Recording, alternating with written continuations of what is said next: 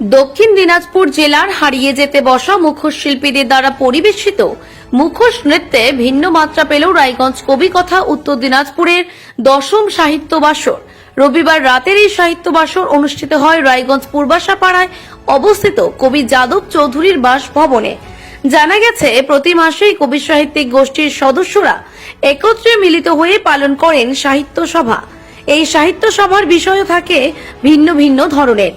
এবারের বিষয় ছিল উত্তর দিনাজপুরের মুখোশ। এতে বিশেষ বক্তা হিসেবে উপস্থিত ছিলেন ওই লোক সংস্কৃতি শিল্পের সাথে জড়িত গবেষক ডক্টর অভিজিৎ চৌধুরী।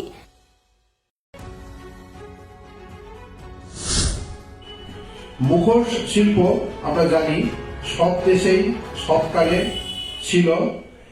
এটা একটা লোকশিল্প।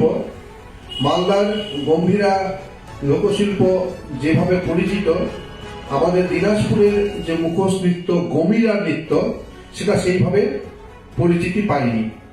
অতীতে এই হারানো শিল্প নিয়ে কাজ করছেন ইটাহার উচ্চ বিদ্যালয়ের শিক্ষক গবেষক অভিজিৎ চৌধুরী। তিনি দীর্ঘদিন ধরে এই গম্ভীরা শিল্পীদের নিয়ে, মুখা শিল্পীদের নিয়ে কাজ করছেন এবং তিনি এ বিষয়ে একটি বইও লিখেছেন। আজকে আমাদের যে বিশেষ বিষয়, তার প্রধান বক্তা হিসেবে অভিজিৎ চৌধুরী আছেন এবং আজকে আমাদের এই অনুষ্ঠান